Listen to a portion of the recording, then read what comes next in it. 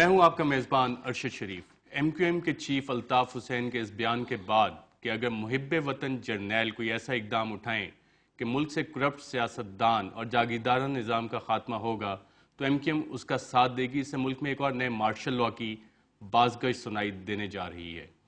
اور M Q M کے chief Altaf Hussain کا یہ بیان برائن ڈی ہنٹ جو امریکہ کے پاکستان میں پولیٹیکل کاؤنسلر ہیں ان سے ملاقات کے ایک دن بعد آیا۔ برائن ڈی ہنٹ کو بھی جنرل کیانی کی طرح امریکہ نے ایکسٹینشن دی ہے۔ برائن ڈی ہنٹ کا ٹینیور اس سال جولائی میں ختم ہو رہا تھا۔ الطاف حسین صاحب سے برائن ڈی ہنٹ کی ملاقات تقریباً 3 گھنٹے جاری رہی، جس میں فوج کے کردار پہ بھی بات ہوئی اور فوج کی امدادی سرگرمیاں سیلاب کے دوران اس پہ بھی تفصیلی بات ہوئی، اور لوکل گورنمنٹ سسٹم کا سوال برائن ڈی ہنٹ نے ایم کیو ایم کی اپنے جاری کردہ بیان کے مطابق خود اٹھایا۔ کیا ایم کیو ایم کے چیف الطاف حسین کا یہ بیان کسی بڑی تبدیلی کا پیش خیمہ ہے؟ اور ڈان نیوز کے ذرائع نے ہمیں یہ بھی بتایا کہ امریکی ایمبیسڈر این ڈبلیو پیٹرسن اپنی نجی ملاقاتوں میں کچھ سیاستدانوں سے یہ بھی پوچھتی رہی ہیں کہ اگر پاکستان میں فوج دوبارہ آتی ہے تو ان کا ریئیکشن کیا ہوگا۔ تو کیا الطاف حسین صاحب کا یہ بیان واقعی انوسنس میں ہے یا اس کے پیچھے اور عوامل بھی کار فرما ہیں؟ اس پہ بات کرنے کے لیے ہمارے ساتھ اسلام آباد اسٹوڈیو میں موجود ہیں پیپلز پارٹی کے سیکرٹری جنرل جہانگیر بدر صاحب، عوامی نیشنل پارٹی کے حاجی عدیل، اور ایم کیو ایم کے وسیم اختر صاحب ہمیں فون پہ جوائن کر رہے ہیں، اور مسلم لیگ نواز سے احسن اقبال صاحب بھی ہمیں جوائن کر رہے ہیں۔ وسیم اختر صاحب، میرا پہلا سوال آپ سے یہ ہے کہ الطاف حسین صاحب نے جو بیان دیا ہے یہ بڑی انوسنس میں ایک بیان دیا اور اس کا مطلب کیا ہے؟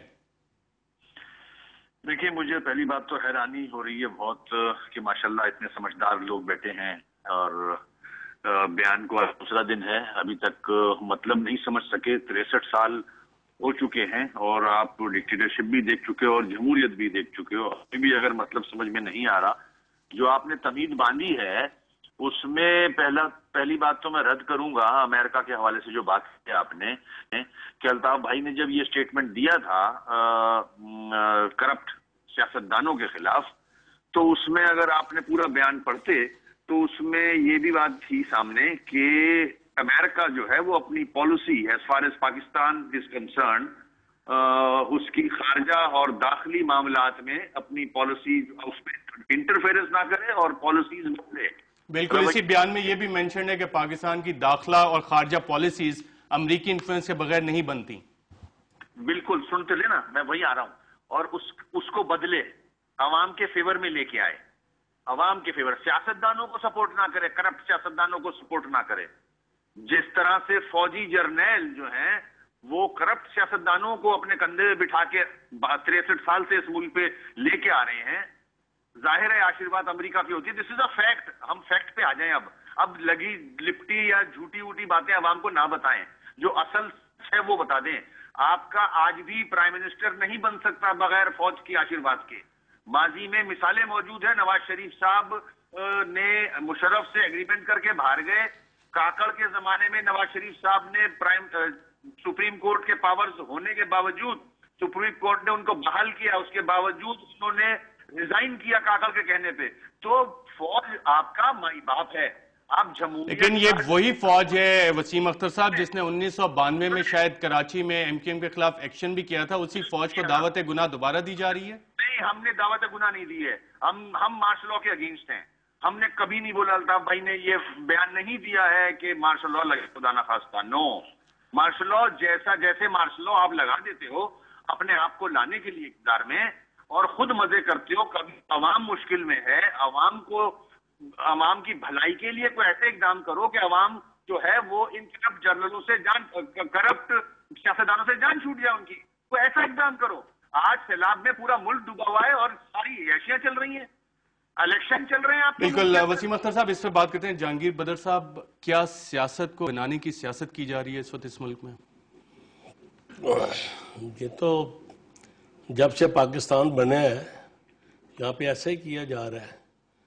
یہاں پہ جو کلچر رائج ہوا پاکستان بننے کے بعد اور جس طرح اس ملک کی سیاست پہ قبضہ کیا گیا ہے، اور چند اجارہ دار گروپ جو ہیں انہوں نے آ کر یہاں کی ہر چیز، یہاں کی اکانومی، یہاں کی پالیٹکس، یہاں پہ جو یہاں کی ایگزیکٹو ارینجمنٹس ہیں سب پہ جو قبضہ کیا ہے، اور تب سے اگر آپ دیکھ لیں تو پھر اس کے بعد سیاستدانوں کی گالی پڑنی شروع ہو گئی ہیں، اور اس پہ پھر مختلف ادوار آئے اور بلا شرکت تمیز کہ کون اس کیٹیگری میں آتا ہے یا کون اس کیٹیگری میں نہیں آتا، تو اسی کرپشن اور اسی گالی کے نام پر جس کو دل چاہا اس پہ مور ثبت کر دی اور پھر اس کو اپنا وکٹمائز کر لیا۔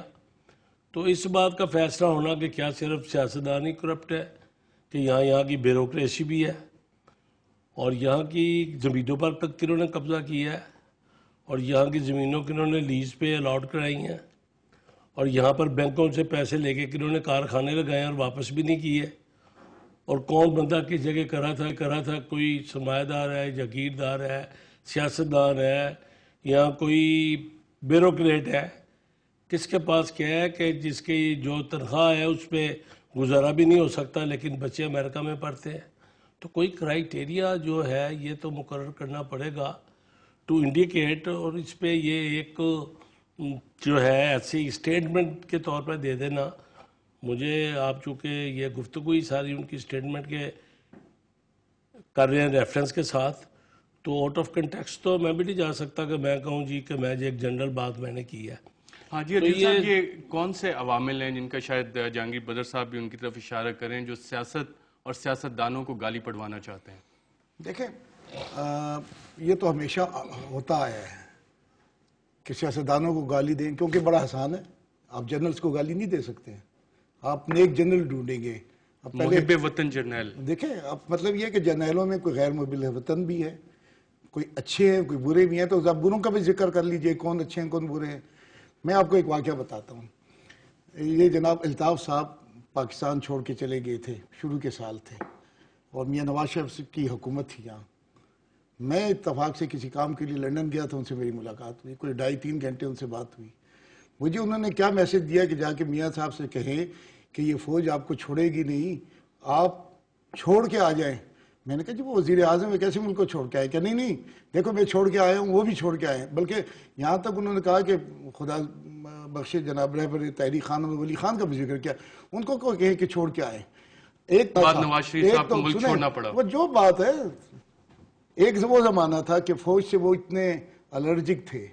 اب جب فوج نے 2-2.5 سال میں اپنے رویوں میں تبدیلی کی، فوج نے کوشش کی کہ وہ پاکستان کی پالیٹکس میں اپنے آپ کو انوالو نہ کرے اور جو دہشت گردی کے خلاف جنگ ہے اس میں آگے بڑھے، اور یہاں یقیناً حکومت کی مرضی اور حکومت کی مدد کے ساتھ فوج سیلاب زدگان کی بھی مدد کر رہی ہے۔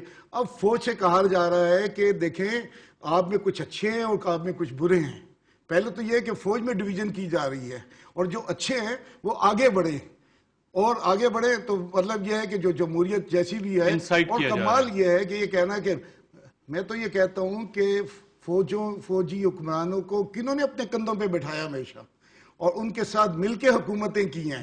اب وہ لوگ کہہ رہے ہیں، اس کا جواب حاجی عدیل صاحب لیتے ہیں ایک وقفے کے بعد، اور وقفے کے بعد ہم واپس آئیں گے تو احسن اقبال صاحب سے بھی یہ پوچھیں گے کہ کیا جب نواز شریف صاحب کے لیے پہلا میسج آیا تھا اور اب الطاف حسین صاحب کا دوسرا میسج آ رہا ہے، اس میں ان کو کیا میسج نظر آ رہا ہے؟ ایک وقفے کے بعد۔